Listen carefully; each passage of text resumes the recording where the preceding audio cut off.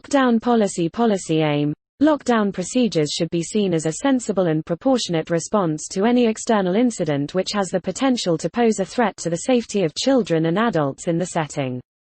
Lockdown procedures may be activated in response to any number of situations, but some of the more typical might be, 1. A reported incident or disturbance in the local community with the potential to pose a risk to children and adults in the setting. 2. An intruder on site with the potential to pose a risk to children and adults in the setting. 3. A warning being received regarding an environmental risk locally, of air pollution, smoke plume, gas cloud etc. 4. A major fire in the vicinity of the setting. 5.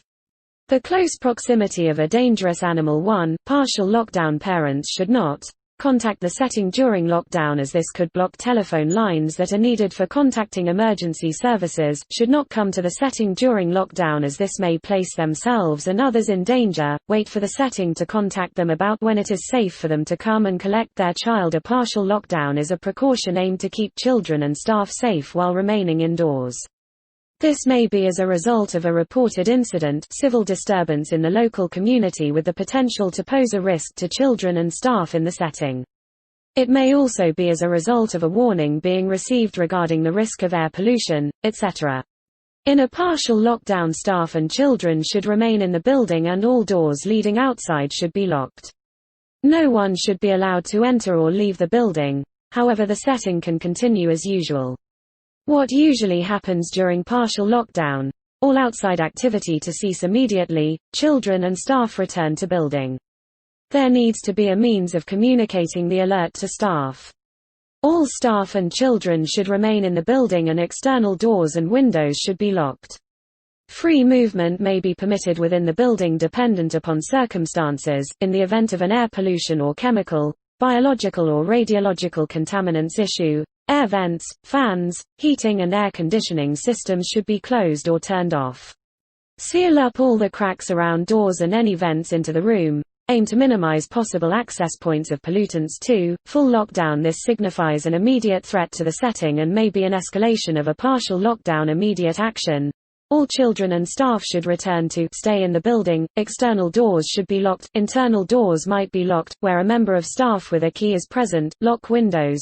Draw blinds and curtains, cover internal door windows so an intruder cannot see in. Staff and children to sit quietly out of sight and where possible in a location that would protect them from harm such as gunfire. Bullets go through glass, brick, wood and metal. Consider locations behind substantial brickwork or heavy reinforced walls. Turn off lights, computer monitors, turn off mobile phones, or at the least turn on to silent so they cannot give away your position. A register should be taken and head count completed of all staff and children at the setting. Children should not be released to parents during a lockdown and staff should not leave the premises unless instructed to do so. ACE procedure for full lockdown. Parents should not contact the setting during lockdown as this could block telephone lines that are needed for contacting emergency services, should not come to the setting during lockdown as this may place themselves and others in danger, wait for the setting to contact them about when it is safe for them to come and collect their child. All staff have been told to be vigilant and if they see something which is likely to cause harm to immediately shout, "Lockdown, lockdown, lockdown," so that everyone can hear, alerting staff outside by opening the door and shouting the alarm call. Count the children as they come inside, checking the total with the register. Immediately check in the garden if any children are found to be missing.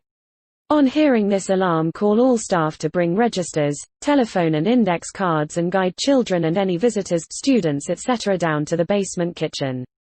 Checking each area is empty as they go, locking external doors and windows, turn off lights and closing internal fire doors. Then, one member of staff immediately counts the children, staff and check against totals in register. If a child or staff member is missing, the head teacher, or senior staff member in her absence, to search in the building and bring them back to the basement kitchen as quickly and quietly as possible. One member of staff lock kitchen door to garden and fix blackout card over window, card and tape behind bins in kitchen. One member of staff to fix blackout card over front window, card and tape behind bins in kitchen. Remaining staff sit with the children to help keep as calm and quiet as possible. Turn lights off and keep The group as quiet as possible. Ace mobile phone, are in the kitchen cupboard, along with the contact list of parents, office staff to bring down telephone, turn volume down, and turn mobile phones to silent. A senior member of staff to ring 999 to report the incident and follow their instructions if a group are on an outing when the incident occurs. A staff member to telephone them to tell them not to return to the nursery until the all clear has been given.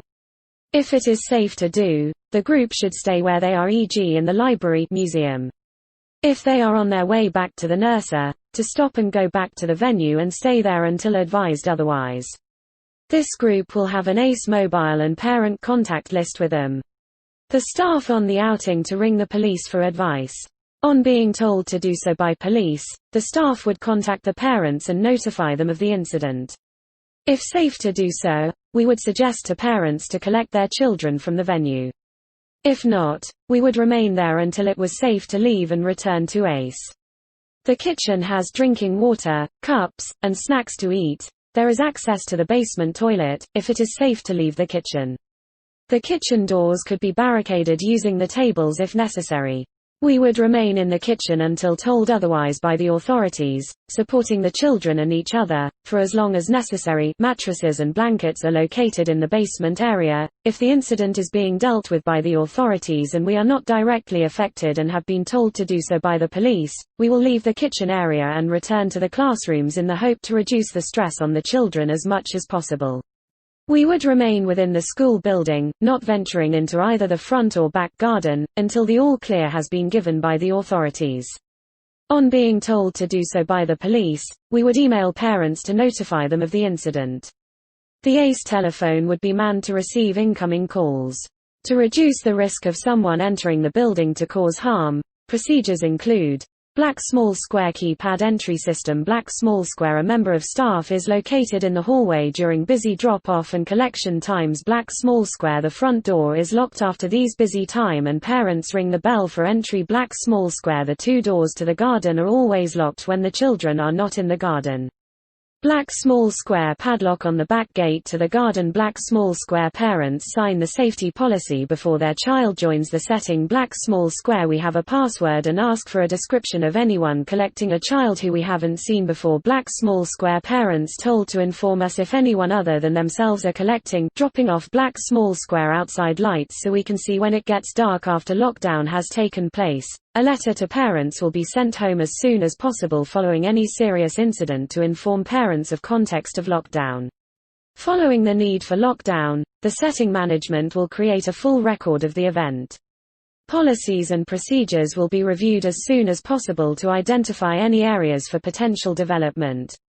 A notification of significant incident will be made to Ofsted within 14 days, preferably as soon as possible after the incident.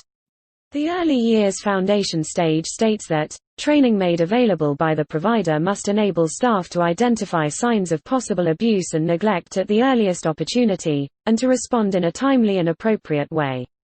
There are 4 categories, they are neglect, emotional, physical and sexual abuse. Let's take a look at sexual abuse, the lowest and last category of all 4. Sexual abuse. Sexual abuse is any sexual activity with a child. You should be aware that many children and young people who are victims of sexual abuse do not recognize themselves as such. A child may not understand what is happening and may not even understand that it is wrong. Sexual abuse can have a long-term impact on mental health. Sexual abuse may involve physical contact, including assault by penetration, for example, rape or oral sex, or non-penetrative acts such as masturbation, kissing, rubbing and touching outside clothing.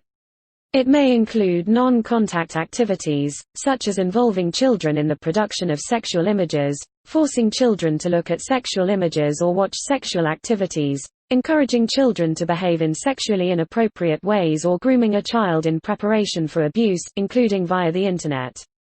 Sexual abuse is not solely perpetrated by adult males. Women can commit acts of sexual abuse, as can other children. Source: What to do if you're worried a child is being abused, Advice for Practitioners 2015. The EYFS says that providers may find this guidance helpful. We advise further reading of this document. Sexual abuse may present in young children in a number of ways. This could include Sexual comments or words describing sexual acts. Bruising in genital areas. Role play depicting sexual acts. Sexualized behavior. Water infections. Sexually transmitted infections. Disclosures about secrets or actions by a perpetrator. The EYFS states that signs of possible abuse and neglect may include significant changes in children's behavior, deterioration in children's general well-being, unexplained bruising, marks or signs of possible abuse or neglect. Children's comments which give cause for concern. Any reasons to suspect neglect or abuse outside the setting, for example in the child's home, or that a girl may have been subjected to, or is at risk of, female genital mutilation and or inappropriate behavior displayed by other members of staff, or any other person working with the children, for example, inappropriate sexual comments, excessive one-to-one attention beyond the requirements of their usual role and responsibilities, or inappropriate sharing of images. What is breast flattening or breast ironing?